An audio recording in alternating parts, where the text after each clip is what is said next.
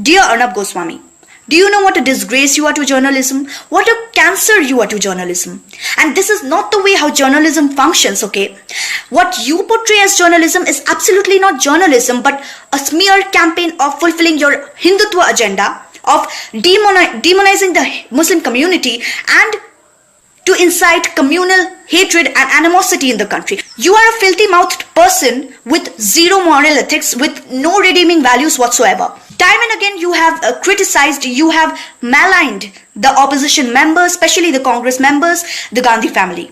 You have crossed your limits, stating such a derogatory remark against Congress President Sonia Gandhi, who is the oldest member of the Congress party and is very respected, much more respected than you, and has much more knowledge than you can ever acquire in your lifetime. See, I may not be a journalist, okay? But as per my knowledge goes, I don't think that journalism ever teaches anybody to call out names or to malign the opposition members or any person in that case. You dance on the tune of your masters, and it's very clear by now that you are a Hindu extremist, that you are a bigoted moron who is absolutely, against any person who holds a different ideology and opinion than yours. I can't believe this. Even in a situation as grave as COVID-19, you guys are inciting religious hatred, animosity. You are fulfilling your Hindutva agenda, demonizing the Muslim community, and playing your dirty religious politics. When coronavirus doesn't discriminate between us, who the hell are you, me, or anybody else to discriminate this? To discriminate people on the basis of their caste, creed, religion, and play the dirty blame game even in a situation as grave as COVID-19, whereas we should be standing collectively and fighting against this virus. You call yourself a nationalist? How big of a nationalist are you?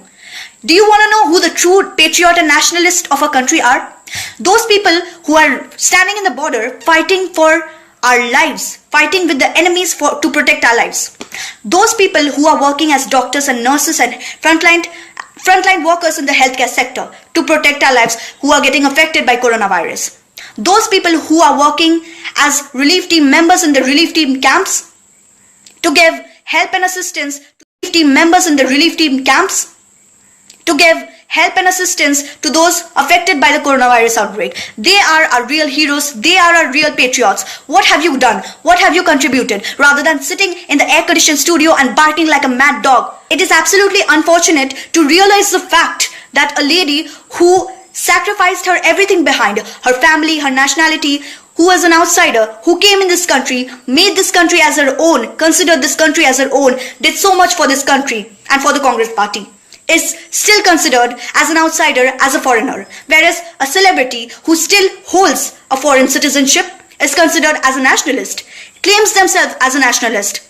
What the hell? And this is not the first time when the Gandhi family was criticized or a derogatory statement was made against Mrs. Sonia Gandhi or Mr. Rahul Gandhi.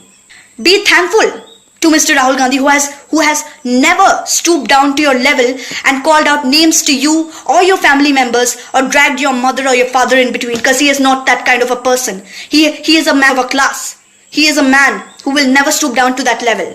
He is a very respectable person and a respectful person as well. He will never do what you all do. And I really look upon to him for that reason. Put yourself in his shoes and see how it feels like when somebody calls out on your mother in such a disrespectful way, when somebody talks about your mother in such a disrespectful way. He might not let you all know whether he feels bad or not, but he does. He does. He is a human being. He has emotions. He does. But at the same time, I respect his patience that he has not lost his cool and called you back. And I know he will never do that. Because he knows that if he does so, there won't be any difference between him and bigots like you. Neither will any other congressman call out on you or your family members or drag your family members in between, because we believe in constructive criticism. We don't believe in destroying somebody's image or maligning somebody like you all do. I pity your upbringing. Your entire education is a waste if you stand against the secular nature of a country, if you stand against non-violence, if you stand against equality. Panning the camera in front of the victim's face who you invite in your studio just to harass against equality. Panning the camera in front of the victim's face who you invite in your studio just to harass is not what real journalism looks like.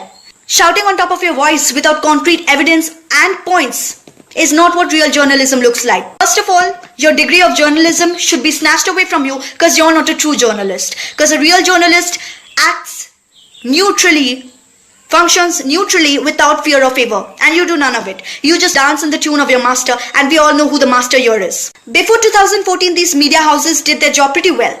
God knows what voodoo magic happened after 2014. All these media houses started acting pro-government and not finding even a single fault in the government, praising the government 24/7. I have never seen Mr. Arnab Goswami raise his voice, shout on top of his voice, and question the Modi government the similar way he questions the INC members, the Congress members and other opposition members. I challenge you, Mr. Arnab Goswami, you better raise your voice, you better yell on top of your voice and question the Modi government, the ruling dispensation on the real issues of the country, just a similar way you question the INC members and the other opposition members. Where did your courage go when massive blunders like demonetization and GST happened? Where did your courage go when India's daughters were getting raped by BJP men? Why are you not questioning the government on their inefficiency to handle the economy and create a massive economic blunder? Why don't you raise questions on the government regarding their inefficiency to increase the production of PPE, to increase the production of COVID testing and tracing? Why don't you question the government on the real issues of the country?